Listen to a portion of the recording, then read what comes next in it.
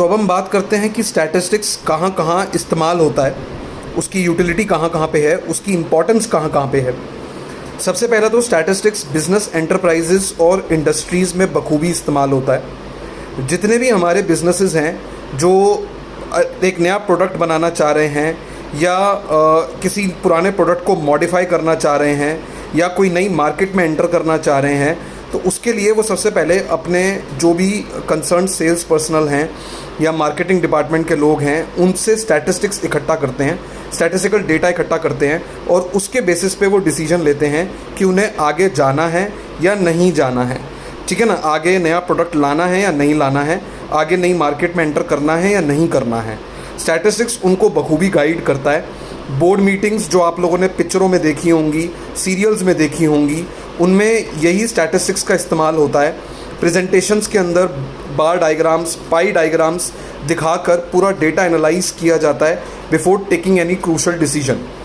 दूसरा, ये सरकारें भी इस्तेमाल करती हैं अपनी पॉलिसीज़, इकोनॉमिक पॉलिसीज़ बनाने के लिए। सरकारें बजट बनाने से पहले पूरा स्टैटिस्टिकल डेटा इकट्ठा करती हैं कि किन जगहों पे खर्चा करना है, कहाँ से इनकम लाई जाएगी। स्टैटिस्टिक्स का मेजर काम होता है बजट के लिए फोरकास्ट करने में मदद करना, बजट के लिए प्रिडिक्शन करने में मदद करना। तीसरी चीज़, स्टैटिस्टिक्स का इस्तेमाल लेबॉरेटरीज़ में बहुत होता है, मेडिकल साइंसेस में बहुत होता है, फिज़िकल और बायोलॉजिकल साइंसेस में बहुत होता है। हमारे कोविड के टाइम पे कोवैक्सीन और कोविशील्ड नाम की जो दवाइयाँ लाई गई थी, उससे पहले वो दवाइयाँ ज़रूर लोगों पे टेस्ट की गई होंगी, ट्रायल एंड एरर एक्सपेरिमेंट्स किए गए होंगे। देखा गया होगा कि अगर 10,000 लोगों पर कोवैक्सीन लगाई जा रही है तो उसके कितने पॉजिटिव इफ़ेक्ट्स हैं, कितने नेगेटिव इफ़ेक्ट्स हैं। और जब ये देखा गया कि मैक्सिमम पॉजिटिव इफ़ेक्ट आ रहा है, तब उस मेडिसिन को कोविड को लड़ने के लिए, कोविड को ख़त्म करने के लिए मार्केट में उतारा गया। तो स्टैटिस्टिक्स का इस्तेमाल ऐसे मेडिकल एक्सपेरिमेंट्स में बहुत ज़्यादा होता है। स्टैटिस्टिक्स का चौथा इस्तेमाल आपका रिसर्च बेस्ड एरियाज़ में होता है। रिसर्चर्स रिसर्च पेपर लिखने के लिए, थीसिस लिखने के लिए स्टैटिस्टिक्स का इस्तेमाल करते हैं।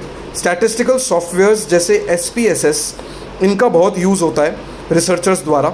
SPSS की फुल फॉर्म है statistical package for social sciences. तो स्टैट्स बिजनेसेस द्वारा, गवर्नमेंट द्वारा, लेबॉरेटरीज़ में साइंटिस्ट द्वारा और रिसर्चर्स द्वारा यूज़ होने वाला एक इम्पॉर्टेंट एरिया है। Thank you.